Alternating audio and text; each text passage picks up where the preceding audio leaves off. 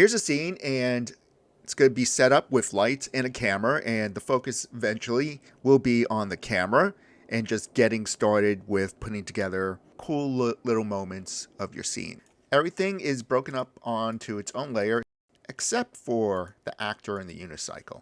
This makes it a lot easier to isolate things. By pressing Ctrl A and seeing the channel box, you have access to the layer palette. This is for animation layers and this is for object layers. To get an actor or an object onto a layer, select that object, click on the plus right here to create a new layer. Double click to name this layer. To add this object, right click on that new layer, add selected objects. Now you can turn it on and off to hide and show.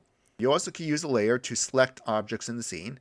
Right click on the layer, select objects, so it becomes a very convenient way to pick out objects connected to that layer within your scene.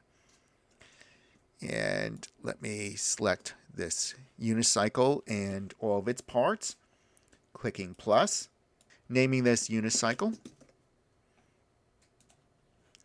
Right click, add selected objects.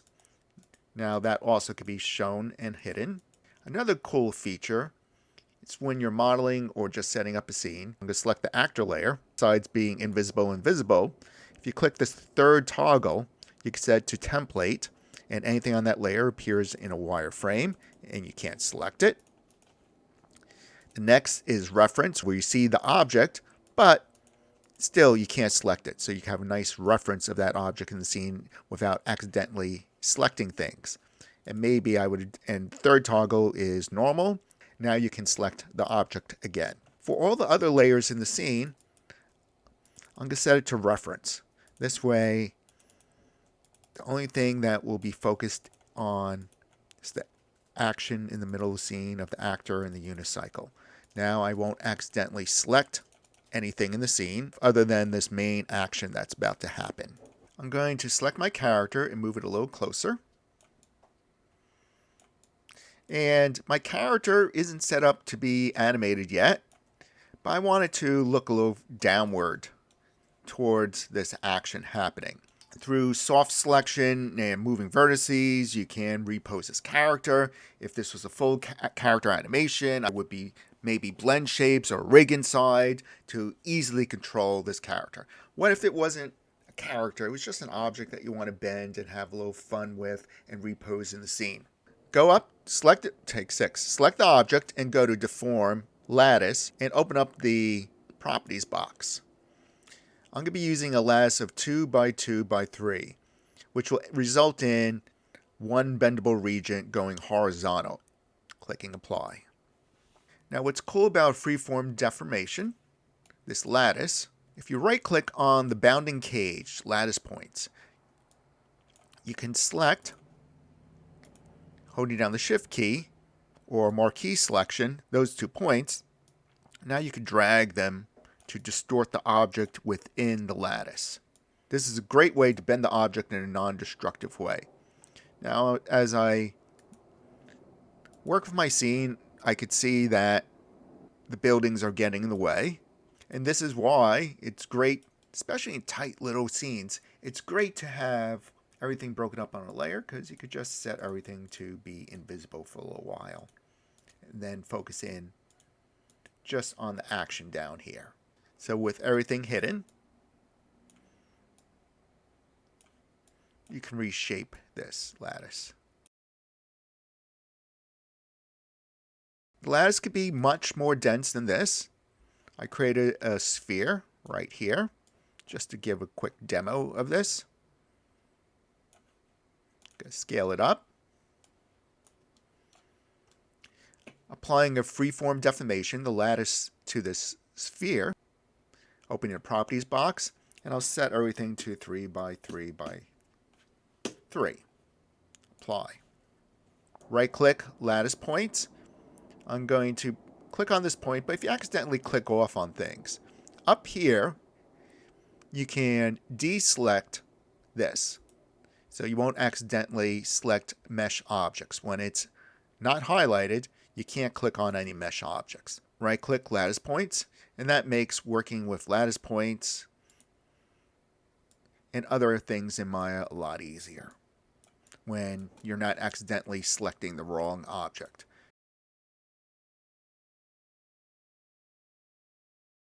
This is a very flexible way to not only pose a model, but to do variations on abstract objects that you might have already built. Whether it's a product, a piece of art like a vase, or some sculpture, maybe you want to do variations of that. This is non-destructive. Let me turn on my pick mask to select this object. If this object leaves that area, it's no longer affected. Also, if you shift click and drag a clone out, this original one is still untouched. However, this cloned version is now permanently shaped like this. So you could create interesting variations on your models in the scene using freeform deformations. I'm going to delete that. To unapply freeform deformation to an object, just delete its lattice, and the object is whole again. I hit all my layers. This way I could just focus in on my lattice points and shaping my character. Just wanted to look down like this. And when that's done, turn back on your layers. And the next part is to add lights and a camera to the scene, picking an interesting camera angle to tell the story. Before picking a camera angle, and you could pick a camera angle first, I want to add some basic lights to the scene. I have no lights, including no sky dome light. For this scene, I'm not going to be using sky dome light. I'm going to light the scene by using spotlights and an area light, and also highlights using point lights. I'm going to start out with the spotlight. Create, lights, spotlight. And there's a spotlight. I want the spotlight to look at my character. And to do that, select the spotlight. Maybe it's not the character. Need to focus some light on here. To go back to the perspective camera or any camera, panels, perspective. The spotlight has to be a lot brighter in order to see things in the scene. Going under Arnold, spotlight shape 1, increasing, let's try 20, a big number. And now you can see the spotlight reaches its target. It's a little too bright.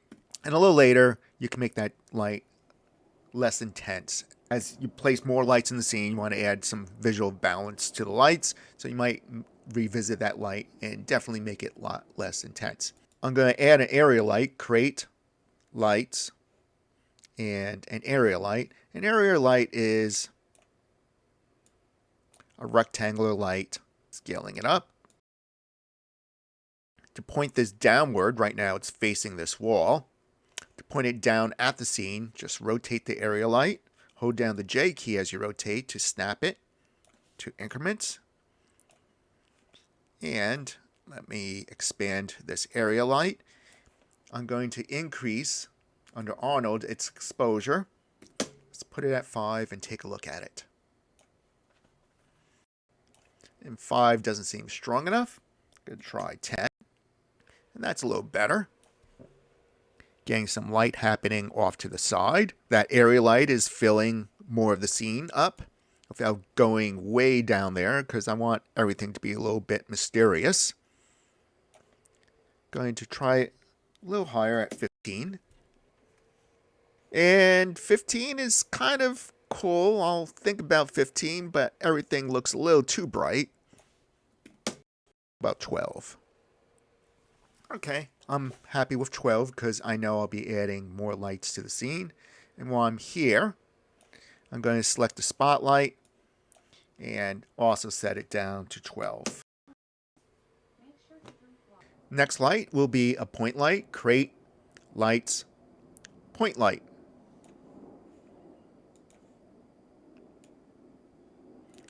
And here's my point light. I'll just move it over here. Just bring it closer to the character, maybe a little below the character, to fill up the character's face slightly. Under exposure, let's try 10.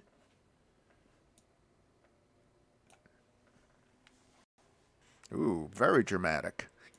Wasn't expecting that much drama. Pull the light back a little bit and lift it slightly. Remove the shininess right here. Let's take a look at the material. So to get rid of some of the shininess, I'm going to adjust this special material on it and just increase the roughness under the coat. This way my character doesn't look like it's made out of plastic. The last step would be to take a look at the lights in your scene. And you could do that by going under Light Linking, Windows, Relationship Editors, Light Linking, Light Centric, or Object Centric. Maybe there's particular objects in the scene, such as this unicycle. And you can select on it here in the viewport that you want to exclude from lights. Now, I don't want to do that. You can see by going under Relationship Editor Object, it's a little easier to select objects in the scene and add and remove from the lights. I'm going to leave everything as is and move on to working with the cameras. To create a camera, I'm going to close this, go under Create, Cameras, and select Camera. To see through this camera, go to Panels, Perspective, and select Camera 1. If you had a second camera, it would be Camera 2. To move this camera, just move it just like you do with the perspective viewport normally, because the perspective viewport is a camera, it's just hidden. And now you can just move your camera around, and maybe you want to choose a view like this, or maybe you want several different views. Let's see how this one looks. To get a better sense of what your camera is seeing, click on this icon to show the film gate, which is based upon your render settings under Common, the size that you picked here, which in this case is 960 by 540. To turn off this mask around here, you just click this icon to toggle it on and off. So pick some interesting camera angle. If it was several shots, you might want to have a camera pan down like this and zoom in if it was an animation, or maybe you want to take a few stills. I'm going to look at this camera angle, click on Render. In order for Arnold to use that other camera to render with, right now it's rendering with the perspective, go right here and select Camera Shape 1.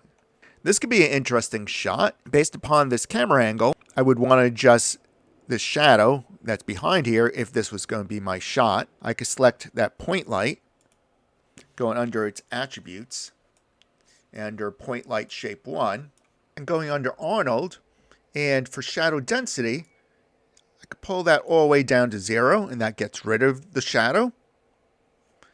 At 1, there's the full shadow. Maybe I want to pull it somewhere in between.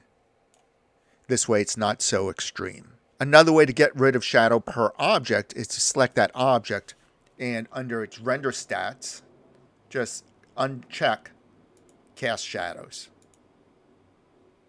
Could also turn off Receive Shadows. On this light point of view, I just want the shadows to be a little more faint going this way. I'm going to lock the camera so I don't accidentally mess up the shot. And you lock the camera by clicking this icon right here. And that prevents the camera being moved when you go to the scene and try to orbit the scene.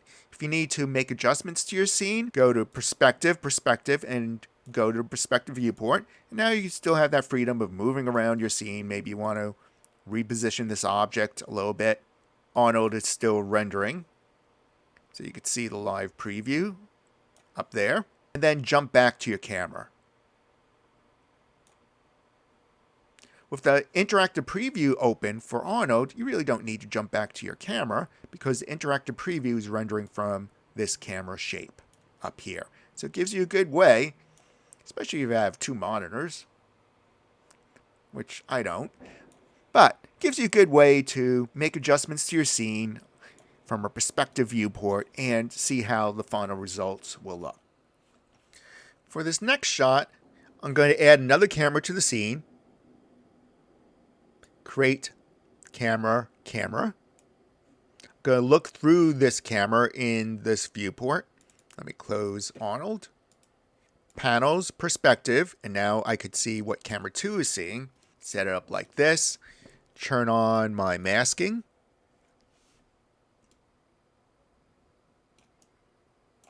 Fill out the frame a little bit by using zoom. For the camera attributes, instead of using a 35mm lens, you want to see more. You could do this warp perspective, which is kind of interesting, by going down to 10mm. Let me switch the rendering to camera shape number 2. Well, that's interesting. I think I'm going to save that shot as well. For this shot, I'm going to select my point light and just move it up to cover the whole facial expression, something that we didn't see from the overhead view. I'll also play with that point light's intensity by going under the exposure, setting it down to 7. Maybe it's too weak. How about 8? And setting it down to 7. I'm going to select the area light and just move it a little further away